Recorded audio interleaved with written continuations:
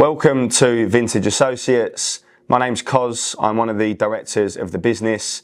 This video is here to answer any questions that you may have in the immediate phase. Some of these questions are something that we would personally want answered before booking in a call. So I hope it helps you understand a little bit more about how wine investment works and how lucrative the investment can be. Be sure to leave your details below and book in a discovery call once you've seen the video. The discovery call is there to go through things in much more detail and really justify where we get our returns and our projections from. All of our returns and projections are based on historical performance. It's all we've got to go on. So rather than just quoting these figures, we'd much rather sit down with you and again really show you how lucrative this market can be if done correctly. We want to be as transparent as possible. The discovery call does that. So be sure to leave your details below and we'll look forward to speaking with you soon. So the reason that wines do tend to appreciate in value is for a couple of reasons. It's mainly due to supply and demand. So the wines that we deal with are at the very, very top end of this market, and they do not produce much of this stuff per year. So the supply is extremely limited. They can only on some occasions produce maybe 5,000 to 10,000 bottles per year.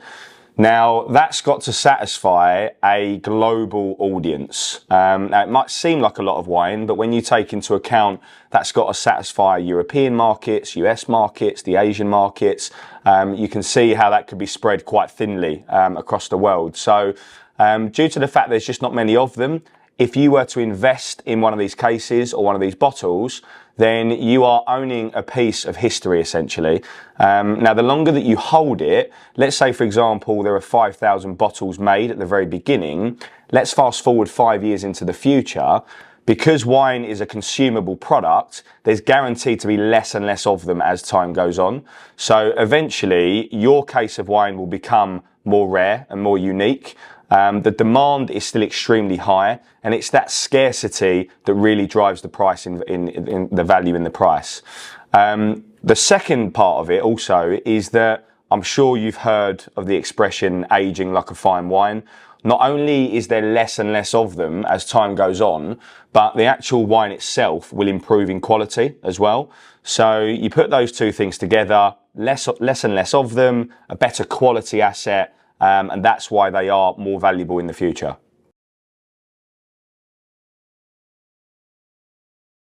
What kind of performance should you expect from the investment? So we base all of our projections on past performance. It's the only thing that anybody can go on really. Since 1989, the wine market has shown an average return of around 12% per annum.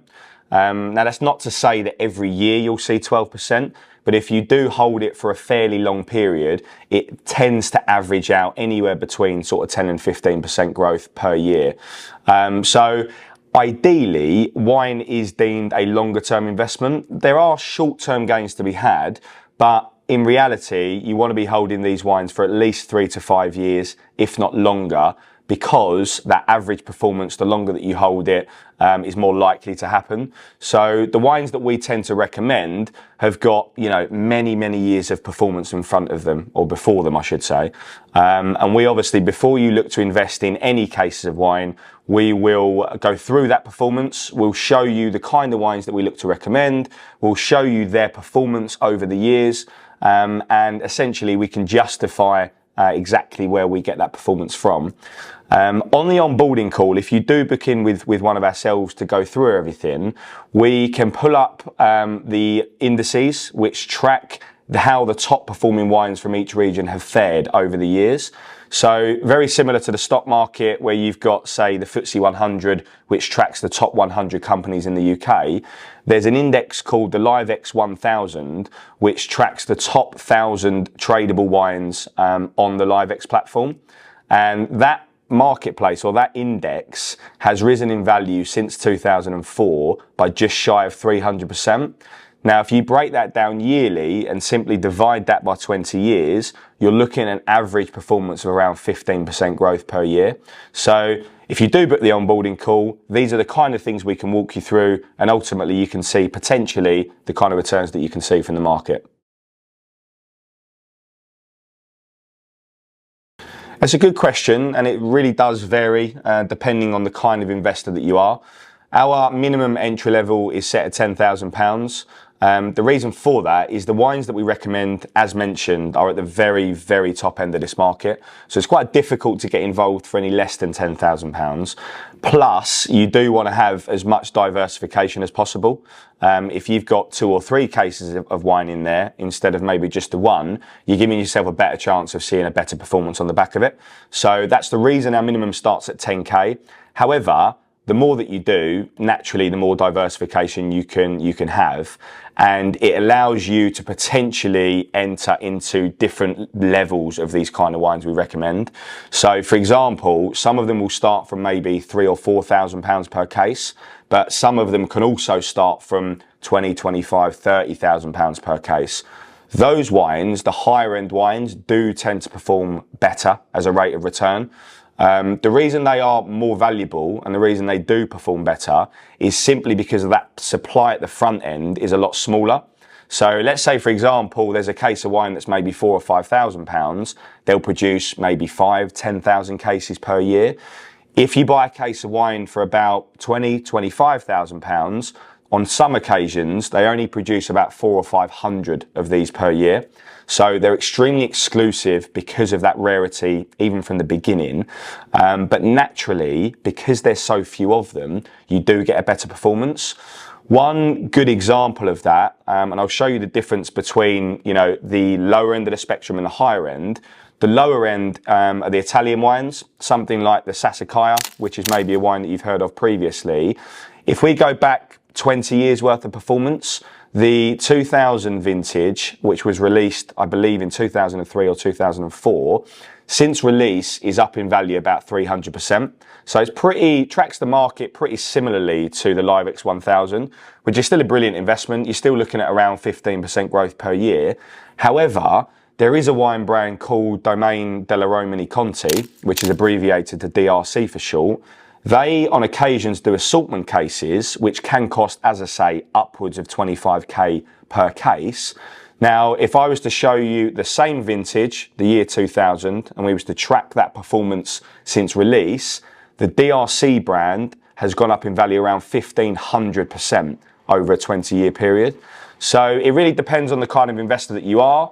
However, if you do want to see the most that you can from this market, obviously the more expensive wines are the way to do that.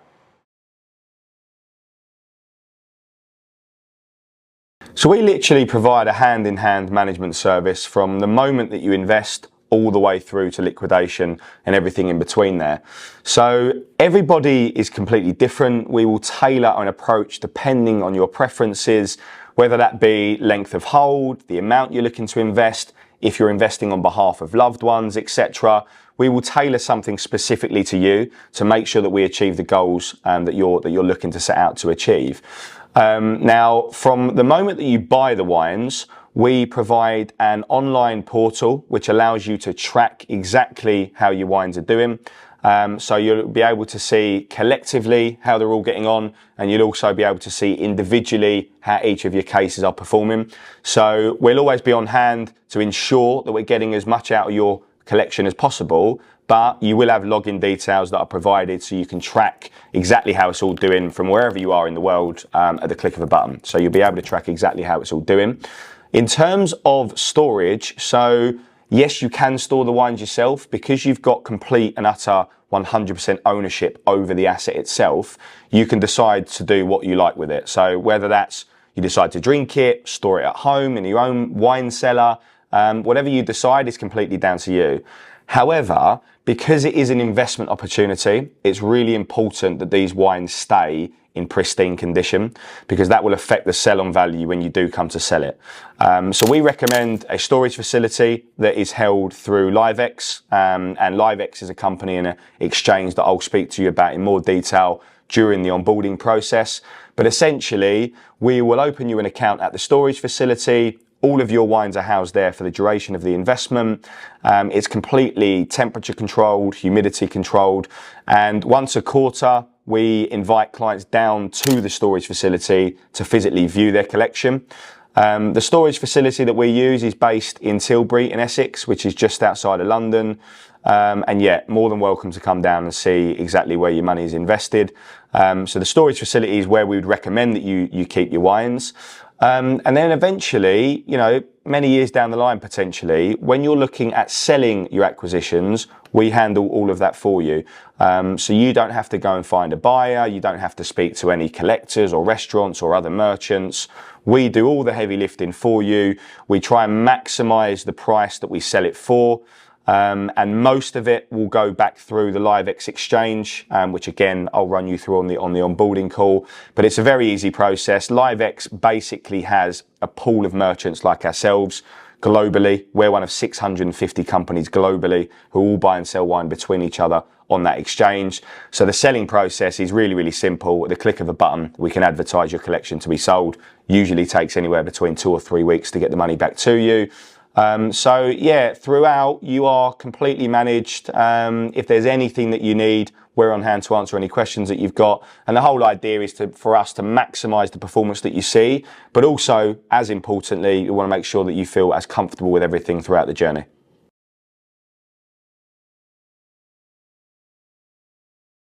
Thanks for watching. I hope this video has been able to answer any immediate questions that you had with regards to fine wine investment. But don't take our word for it. I'd advise you to do any kind of research online, a quick Google search. There's tons of articles out there that will illustrate exactly how stable the wine investment market is, but also how profitable it has become.